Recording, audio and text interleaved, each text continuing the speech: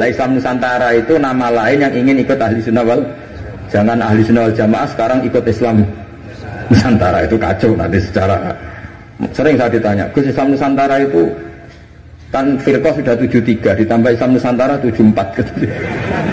Ya kacau kalau seperti itu ya enggak. Islam Nusantara itu ya maknanya ya karena kita punya kultur, punya budaya, dan budaya itu budaya Indonesia.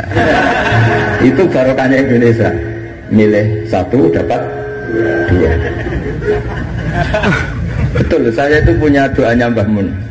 Sebelum wafat beliau itu nyatet doa. Itu diantara doanya itu Allahumma alqi bainahuma ulfatan wa mawaddatan.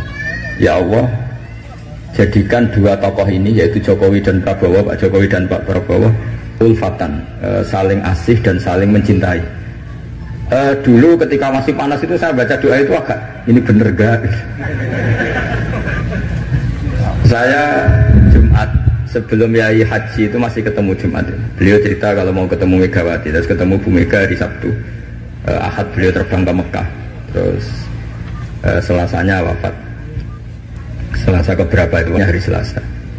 Itu diantara doa yang dititipkan sama anak dalam itu doa itu.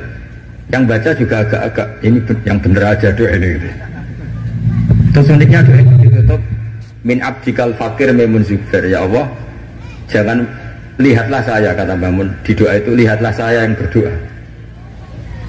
Barang kemarin setelah pelantikan menteri ternyata seperti itu saya tambah kagum bahwa kita punya guru seorang wali, jadi doain sesuatu yang mukal saja kesampaian. Doain yang mukal saja sampai teks itu sekarang masih saya simpan, tulisan tangannya Mbah Mun. Itu dulu diberikan anak dalam.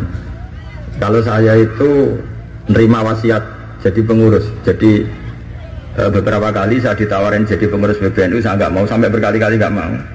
Hanya PBNU tidak kurang akal pakai tangannya Mbah Mun supaya agak agak maksa saya. Karena saya memang dari dulu nggak punya rencana jadi orang besar, biasa aja, gak jenengan itu kan enak. Mau ngopi santai, mau melarat ya pantas, mau keliru ya pantas karena ada kiai itu. Jadi enak lah. Jadi kiai itu kan tidak enak. Nak ramangan dia lesu, tapi nak keliru disalahkan orang akeh.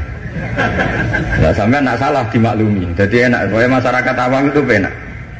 Terus jadi kiai ruginya gini. Misalnya saya orang alim alamah, ada pengumuman Gus Pak masuk surga. Nanti pengumuman kedua itu mengecewakan dan para penggemarnya. Memang aturannya. jadi rugi sebetulnya. Karena memang aturannya gitu. Para wali, para orang alim ini kan dapat masuk surga. Tapi pengumuman kedua itu dan itu nggak ada syaratnya. Pas para penggemar itu nggak ada syarat. Siapa saja bisa. Makanya terus banyak orang jalan pintas, nggak mau alim sendiri ya, penggemar Gus Pak aja. Itu sebetulnya oportunis, itu orang nakalan lah kira-kira gitu. Terus akhirnya saya ditimbali beliau, kata beliau menyuruh saya supaya mau jadi di antara jajaran Suriah. Yang unik dari wasiat beliau itu bukan masalah Suriahnya. Kata beliau, Indonesia itu harus kamu jaga. Bila perlu nanti di lembaga dakwah NU itu melibatkan orang macam-macam, dari partai macam-macam, termasuk partai PDI. Terus ketika tak tanya kenapa ya, sing iso jogo Indonesia itu nasionalis dan religius. Dan yang menjaga ini penting, kata beliau. Ojo sampai Indonesia itu dosa paten pinaten. Carane ya aku kudu rukun mbek Megawati dan mewakili kaum religius dan nasional. Kalau paten pinaten itu repot kayak Mesir, Syria. Jadi fikihnya Mbah Mun itu jangan dilihat misalnya seorang kiai ketemu Mega, enggak. Lihatlah ini satu ikhtiar supaya Indonesia itu damai. Kenapa? Indonesia. Saya termasuk santri yang akhirnya mencari-cari argumentasi itu. Singkat cerita, saya nyari itu di khazanah-khazanah kitab dan ketemu, yaitu Rasulullah pernah berdamai dengan Suhail bin Amr. Suhail bin Amr itu tokoh kafir Quraisy yang bisa mengendalikan Quraisy. Sekali dia komando perang maka perang. Padahal posisi Nabi sudah di Hudaybiyah, kira-kira 25 kilo dari Mekah. Itu kalau perang pasti banyak korbannya. Dan itu semua perjanjian merugikan Nabi, tapi diterima saja. Asal tidak terjadi saling bunuh, saling keos, saling kolek. Itu yang ditiru Mbah Mun. Tapi sekarang orang enggak, kadang pakai hitam putih. Pokoknya saya putih pasti benar, ini hitam pasti salah. Yang dilupakan adalah kalau betul orang lain itu hitam, ini pun tanggung jawab kita, karena ini juga umatnya Rasulullah Shallallahu Alaihi Wasallam. Sekarang ketika kamu melihat orang salah, itu jika itu bagian dari keluarga kamu, inginnya memberi sanksi apa membenahi? Membenahi. Makanya dalam sebuah kitab yang diceritakan Sarah Hikam, kitab paling terkenal di kalangan pesantren, kitab Hikam. Dan cerita itu benar menurut saya. Ini cerita yang versi kitab Hikam. Nabi Ibrahim diterbangkan ke alam malakut, terus melihat para pezina. Allah tanya, menurut kamu diapakan? Bunuh saja ya Allah. Mereka makan rezeki engkau tapi tidak mengindahkan aturan kau. Mereka pezina. Sama Allah diturutin. Terus dilihat lagi para pemabuk. Menurut kamu gimana? Bunuh saja. Mereka itu hamba engkau, makan dari rezeki engkau tapi tidak mengindahkan perintah engkau. Sampai sekian bentuk maksiat, Ibrahim usulnya bunuh saja, habisi saja. Lama-lama suatu saat, ini cerita yang di Sarah Hikam, Ibrahim disuruh nyembelih Ismail. Yang terkenal dalam riwayat memang yang disembelih itu siapa? Ismail. Meskipun ada perdebatan ulama apa Ismail apa Ishak, tapi kita milih yang Ismail saja. Umumnya orang meyakini itu siapa? Ismail. Nabi Ibrahim itu kagetnya bukan main, ngetek. Ya Allah yang benar saja, ini samratu fuadi, ini buah hati saya, kenapa engkau suruh membunuh? Jawabannya Allah, Ibrahim kamu ingat gak ketika kamu melihat orang-orang maksiat usul ke saya supaya dibunuh ya Allah. Kata Allah, aku itu ya gelo, itu sing gawe aku enak wae usul kon motan-moten. Kon saiki anakmu sing gawe aku takkan mateni itu keberatan. Nangis Nabi Ibrahim. Ini pelajaran bagi kita. Kowe nek ora misale nyon sewu cawe wedok nganggo sepeda motor luwanan sebuwan, anake sapa luput suruh. Tapi nek jelingno, oh niku ponakane jenengan. Mesti gitu. Sebetulnya keantian kita pada maksiat itu bukan karena maksiat, plus orang itu tidak warga kita. Gayanya saja kamu tegas, sebetulnya enggak juga. Gitu. Jadi ini pelajaran bagi kita. Coba misalnya gini, ada orang salah koruptor, kamu mesti benci sama koruptor. Coba bayangkan kali itu anak kamu, mesti dungo ya Allah mungkin buatan konangan. Dan sama. Ini masalah Rasulullah. Rasulullah itu melihat semua umatnya adalah anaknya. Sing lagi abangan, sing lagi setengah abangan, sing hitam, semuanya adalah Maka kalau ini semua umatnya melihat orang abangan, ya pikirannya itu memandu mereka tobat, bukan malah dianggap kafir. Makanya kita menolak faham takfiri, faham yang mengkafirkan orang lain. Karena ibaratnya faham takfiri itu enggak rasional, secara fikih enggak rasional. Allah yang Tuhan saja, yang punya semuanya, itu jelas ngendikan qul ya ibadiyalladzina asrafu ala anfusihim la taqnatu min rahmatillah. Terus ayat wa anibu ila rabbikum. Orang-orang yang sudah melampaui batas oleh Allah dipanggil, ayo kembali ke saya kembali. Kemudian orang-orang takfiri ini, orang-orang ekstremis ini, hamba Allah yang sedang maksiat dianggap tidak Islam atau kafir, keluar dari area kemukminan. Wong yang Allah Tuhan saja yang di luar disuruh masuk. Ini yang sudah masuk malah disuruh keluar. Coba Nabi diutus jadi Nabi itu untuk mengislamkan orang kafir apa untuk mengkafirkan orang Islam? Ya Nabi lo diutus itu untuk mengislamkan orang kafir apa mengkafirkan orang Islam? Mengislamkan orang. Makanya aliran-aliran ekstrim sidik-sidik ngafirkan orang itu satu mesti goblok dulu mesti. Dua mesti gak tahu ngaji. Tiga terlalu semangat tapi khazanah ilmunya itu pas-pasan. Karena tadi kebencian kita ini pasti ada unsur dengan tanda kutip nafsu. Ya tadi kamu benci sama cawe wedok sing kuwatokan cekak sepeda motor buwantek. Bareng mbok pisoi jebule wong ayu banget seneng kowe. Kira-kira masih misoi ndak gitu. Itu mesti atau gini, kamu benci sama orang yang nyulayani janji. Zaid tidak janji sama kamu mesti marah. Janjian kok gak rene gini-gini.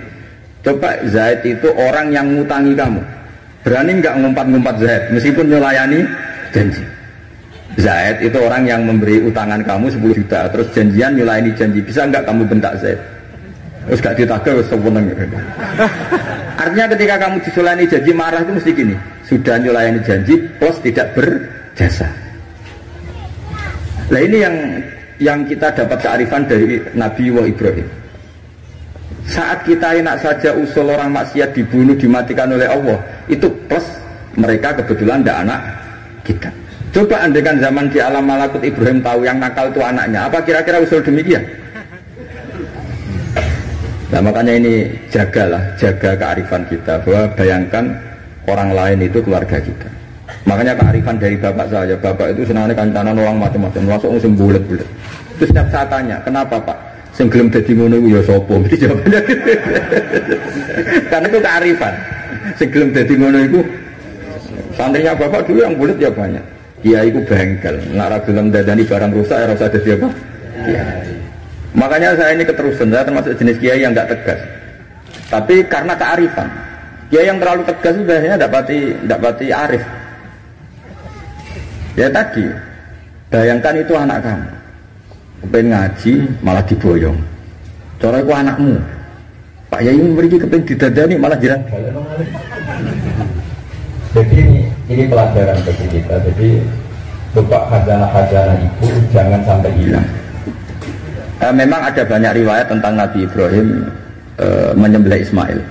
Sebagian kitab meriwayatkan bahwa Ibrahim itu saking senangnya sama Allah, ditanya Ibrahim, andaikan kamu punya sapi sekian, kamu korbankan untuk saya enggak? Iya ya Allah, untuk taqarrub ilaika. Kurban ini maknanya satu prosesi ibadah untuk mendekatkan diri kepada Allah. Mana ada terima sapi unta, nak jenengan nyuwun anak kula mau tak korban. Terus dites tenan disuruh nyembelih apa? Ismail. Tapi saya lebih cocok sama riwayat yang diterangkan di Syarah Kitab Hikam tadi. Jadi beliau ngalami kasaf, diangkat. Kasaf itu satu kemampuan untuk melihat alam gaib. Kemudian dipertontonkan Allah alam malakut. Terus Ibrahim main usul supaya orang-orang itu dihabisi. Suatu saat itu tadi diingatkan Allah, coba anak kamu sembelih. Lu gimana ya Allah, ini samratu fuadi buat saya. Terus kata Allah, ketika kamu usul langsung tak turuti, kalau saya usul kamu pikir-pikir katanya. Tapi ini anak saya, memang yang saya bunuh itu hamba siapa, itu juga hamba saya kata Allah. Nah semenjak itu Ibrahim jadi halim. Ibna Ibrahim malah halimun awwahumunib. Semenjak itu dia jadi halim, beliau jadi halim. Halim itu mudah memaafkan. Dulu enggak ya, agak-agak temperamental. Makanya dalam tafsir diterangkan ketika Ibrahim ekstrim memakai beberapa berhala itu di Quran dijelaskan sami'na fatay yazkuruhum yuqalu lahu Ibrahim. Fatan itu anak muda, jadi gejolaknya masih kuat sehingga frontal. Tapi ketika Ibrahim sepuh itu semua proses dakwahnya itu halus. Ya kira-kira mirip Wali Songo. Tapi itu bahasa yang salah ya, Wali Songo yang mirip Nabi Ibrahim nanti. Makanya yang benar itu mazhab ahli sunnah wal jamaah. Islam Nusantara itu nama lain yang ingin ikut ahli sunnah wal. Jangan ahli sunnah wal jamaah sekarang ikut Islam Nusantara, itu kacau nanti secara. Sering saya ditanya, Gus Islam Nusantara itu kan firqah sudah 73 ditambah Islam Nusantara 74 gitu. Ya kacau kalau seperti itu ya enggak. Islam Nusantara itu ya maknanya ya karena kita punya kultur, punya budaya, dan budaya itu budaya Indonesia. Tentu misalnya orang Arab pakai jubah, itu ya sunat, kita yakini sunat. Tapi orang Indonesia ya sudah cukup pakai hem, itu juga sudah sunat. Jangan kayak orang Madura, karena kalau yang jubahan kiai ke Arab Saudi, supir taksi dicium, tukang angkot dicium, karena semuanya pakai apa? Jubah. Itu guyonannya orang Madura. Kan? Setelah di sana jubah, loh, itu pakaian nasionalnya orang Arab. Oh iya iya.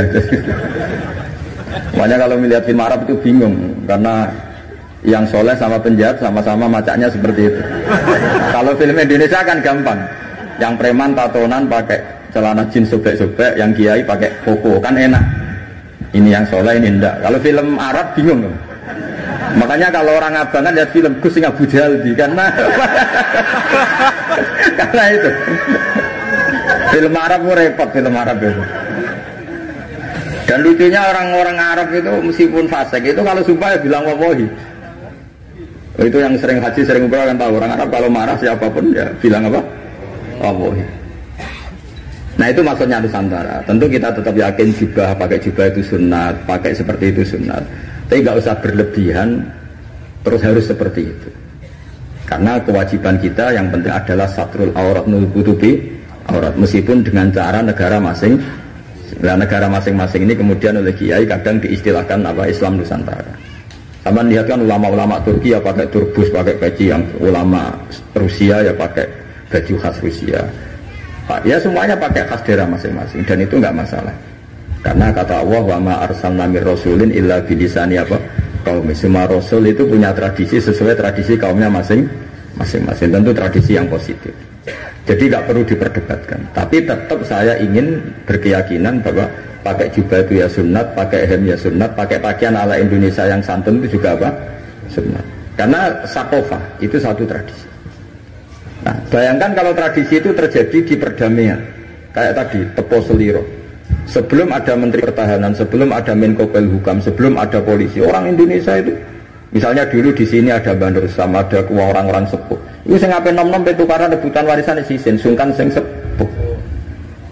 Jadi tanpa ada polisi ini sudah ada kearifan yang bisa mengendalikan orang tidak rebutan warisan, tidak konflik. Sekarang enggak, ambil dulur konflik yang pengadilan.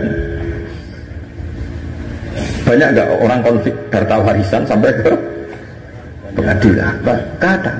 Artinya apa? Ketika ada lembaga peradilan justru kita kehilangan kearifan.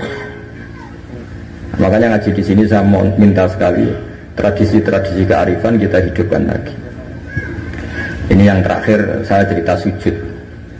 Terus orang terlatih tanggung jawab sendiri. Rasulullah itu betul bisa nyafaati. Itu semua ulama ijma Rasulullah bisa mensafaati.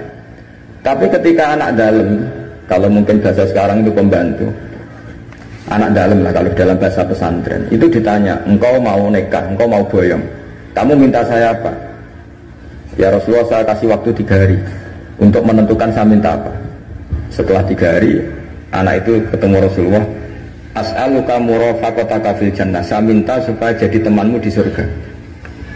Nabi tanyanya unik, kamu diwarai orang apa karena